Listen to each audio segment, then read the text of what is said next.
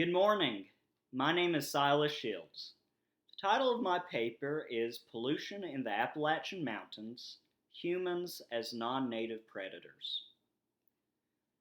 The primary focus of the Western Carolina University campus theme is to educate and to offer a holistic look at something through multiple lenses. This year, the theme that has been chosen is Defining America. It seems only appropriate, then, to begin this presentation by defining the title of this paper. The word pollution has had varied definitions throughout the years, and often the connotation of the word conjures up images of physical pollution. In terms of the Appalachian Mountains, that means mountaintop removal, coal mine emissions, water pollution, and soil erosion. However, the definition which has been chosen in relation to the title of this paper speaks not only of the interaction between humans and their environment, but the interaction between humans as well. The Oxford English Dictionary provides the earliest definition of pollution as the desecration of that which is sacred. Desecration, of course, meaning violating the sanctity of something. It is noted that native in relation to this essay is by definition an individual familial with the actual subject and population, and a non-native is thus an individual who is not properly familiar with a given subject nor population, but rather misrepresents an area by falsification and falsehoods. A predator is referred to as a person or group that ruthlessly exploits others. Now, the rhetoric surrounding the inhabitants of the Appalachian Mountains, as well as the land itself, is diverse, and rightly so. This rhetoric is complex and must be looked at through a variety of lenses. The issues facing the Appalachian Mountains are not only those which are evident in the physical landscape of the United States, but this presentation aims to also argue that the rhetoric and representation of the Appalachian Mountains also heavily impacts the entire political and cultural landscape of the country rather than just that of the region. By looking through the numerous lenses surrounding this region, an intellectual conversation may take place that will give insight into the discussion of the Appalachian region, as well as provide a better understanding of how this discussion has been defined through multiple entities. By offering a range of experiences and relevant cultural as well as political analysis of the rhetoric of the Appalachian Mountains, the narrative surrounding the topic may be broken down and the discourse may be further analyzed through these multiple lenses. As defined by the Encyclopedia Britannica, now this is a geographical description, the Appalachian Mountains, and note that's the Appalachian Mountains, not the Appalachian Mountains, but the Appalachian Mountains, also called Appalachians, are the eastern counterpart of the Rocky Mountains. They extend for almost 2,000 miles from the Canadian province of Newfoundland and Labrador to central Alabama in the United States. The Appalachian Mountains form a natural barrier between the eastern coastal plain and the vast interior lowlands of North America. The Appalachian Mountains have acted as a natural barrier not only in the physical landscape, but in the settlement and developing of our country. This barrier has been effective in preserving rich heritages and culture, yet has somehow also acted in an adverse manner in which the conversation and representation of the Appalachian Mountains and Appalachian Americans has been polluted. To begin to see how something may be polluted, it is essential to first look at what is being polluted. In doing this, it is imperative to first look at the Appalachian Mountains through the lenses of individuals with a connection to the region and those who understand the native rhetoric of the area, as well as through the lens of individuals who have discovered a connection with the area through any number of ways. In the Appalachian Mountains, There's a great sense of belonging to the actual environment, or rather place, that is held as a belief by Appalachians. For many, this idea that an individual is connected to their setting is so highly regarded that some might even refer to it as a feeling of being spiritually connected as a person to land. In Horace Kephart's Moonshine Land and Home Folks and Neighbor People, he writes about the Appalachian men and women he encounters and their environment while on his own journey. A common theme found in his writings is the idea that Appalachians use the land as a resource to provide for themselves and their families. These men and women have almost engrafted the land into their own identities and how they perceive it and integrate it into their everyday actions, such as hiding moonshine stills, but also building their homes deep into the woods away from people. Kephart himself also captures a sense of place when he himself finds himself living at home in the mountains. The sense of place that is shown through Kephart's works provide a look at how nature has been intertwined with nurture and how this connection to place is available for all individuals willing to connect with the region on a much deeper level rather than that of a superficial extent. Life for the Appalachian men and women seems to rely just as much on where they are as who they are. The concepts do not stand alone and contribute one to another. In Silas House's essay, The Thin Places, he presents a clear idea that individuals should regard the Appalachian Mountains as a spiritual place. The mountains of West Virginia and some of Kentucky have been stripped mined for coal and have suffered greatly due to this. House interjects that Appalachia is more than just a set-in for resources to be obtained and beauty drained. There's a great sense of urgency for the populations of the mountains to stand up for what is part of their heritage and history and preserve it while they still can. Many places throughout the world have what we call thin places, where nature takes on a sacred state, and these Appalachian Mountains are one such place. However, because they lack many ancient man-made structures, perhaps like Stonehenge and ruins of castles, sometimes it's harder to claim this. Yet the fact that an area can have so many of these thin places simply due to its natural order makes that concept even more brilliant. Silas House connects place with a larger group of people and in a broader sense of belonging than many other authors, but in doing so shows just how important the preservation of a sense of place and nature actually is. In many ways, an individual can feel connected to an environment or setting due to a deeply rooted heritage there. Some may even say that they themselves are rooted in the mountains.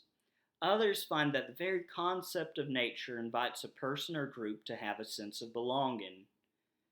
One's own sense of place in a setting can determine their worldview and even the choices that they make. A common idea throughout almost all Appalachian literature is the notion that place and person are interwoven into the tapestry of life. No human is an island, yet no human is able to exist, of course, without having an environment to exist in. The landscape of the Appalachian Mountains creates an environment that for many is both welcoming and able to give them a sense of belonging or place. An individual's sense of place gives them a sense of the world, and Appalachia has been able to give people a connection to their world through its beautiful and grand mountains for a vast amount of time. The rhetoric of the Appalachian Mountains is complex, especially so when non-native entities unfamiliar with the people and the place represent the mountains and those who inhabit the land.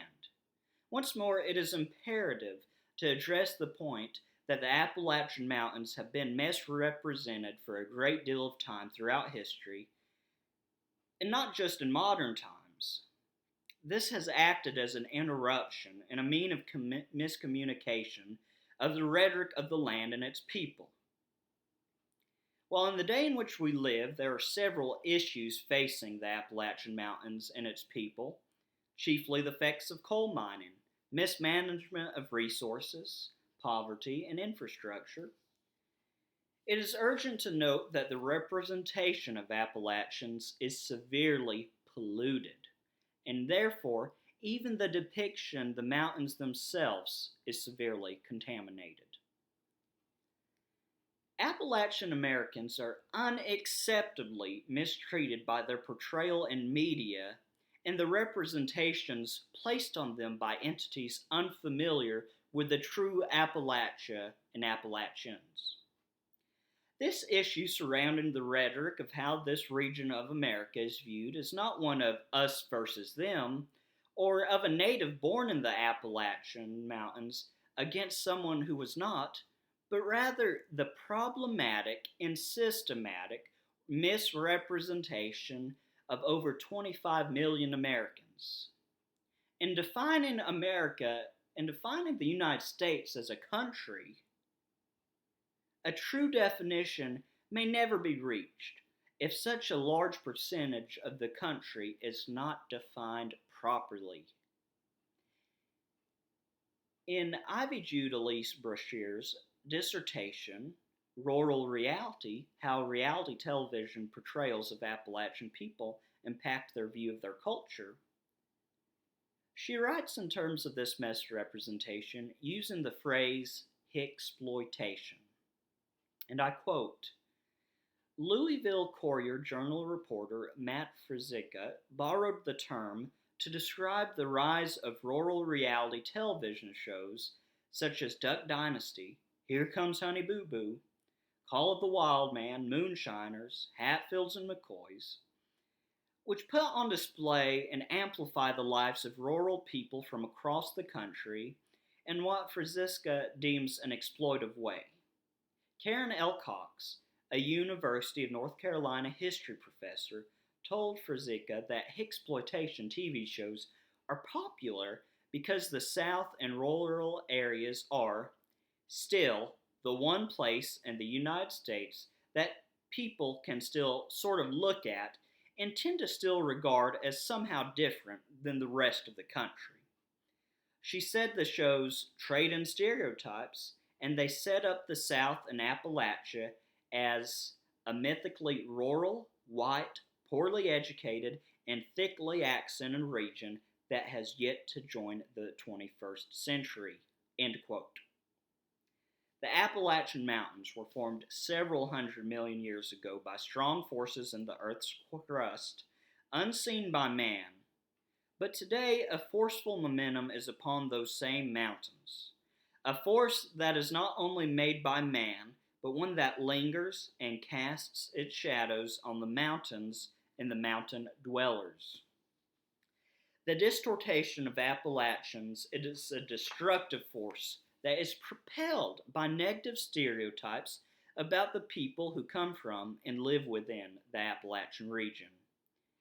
These stereotypes, however, are not new in our popular culture or in the collective psyche of Americans. Actually, these erroneous and harmful depictions have existed since before America was a country. Early explorer William Byrd II described the mountain settlers in ways that have lingered into the modern day by way of, you guess it, hillbilly caricatures through the generations. A wave of local color writers followed the land prospectors into the region and wrote fictional tales of the violent and ignorant backward hillbilly, which added gasoline to the fire of stereotypes that was sparked by the early explorers. Thanks to authors such as John Fox Jr., who is arguably the most famous of these local color writers, the hillbilly image flourished in popular culture. For generations, the Appalachian people have constantly and consistently been portrayed by outside media through the lens of a 300-year-old stereotype and stereotypes, which has allowed misleading, inaccurate, and reductive images and ideas about a complex, diverse, proud, but complicated region to persist into modern day media coverage of the area and also into the collective outside understanding of the region. The stereotypes that were conjured up by 18th century land prospectors and 19th century local color writers have permeated and solidified themselves into modern day understandings, or rather misunderstandings, of the Appalachian region. One may now only look into modern televised cartoons such as American Dad or Family Guy to see Appalachians misrepresented as inbred and uneducated individuals who are represented as the other. Media's complicity in the stereotypical and narrow understanding of the place and its people cannot and should not be ignored. What Appalachians represent may differ wildly according to who is asked and which conversation an individual is concerned with. However, there is an urgency to discuss the importance of advocacy for Appalachians and how Americans in the 21st century must engage in a rhetoric that advances the proper representation of a region that is rich in history and culture. With proper research and considering the historical context as well as cultural context, the political and cultural landscape of the Appalachians may be discussed in a manner properly representing the more than 25 million Americans who call themselves Appalachian Americans. By examining the lenses through which the region itself is discussed through and identifying problematic conversations and depictions, America may be defined in light of who Americans are, rather than who they are represented as. By offering a range of experiences and relevant cultural and political analysis of the Appalachian Mountains, the entire narrative surrounding Appalachians may be broken down, and the discourse may be further analyzed in a means that removes the pollution found in the rhetoric surrounding Appalachia and those unfamiliar with the reality of Appalachian Americans, and we will seek the truth rather than accept the desecration of that which is sacred. As William Shakespeare so wisely stated, no legacy is as rich as honesty. It is our duty as Americans to define in truth, honesty, and integrity. We must stand up against the pollution which harms our legacy as diverse Americans who each have our own identity and participate in rhetoric that advances this wonderful diversity. It is our duty to fight pollution and act not as predators, but rather as advocates for all voices. Thank y'all kindly for your time and attention.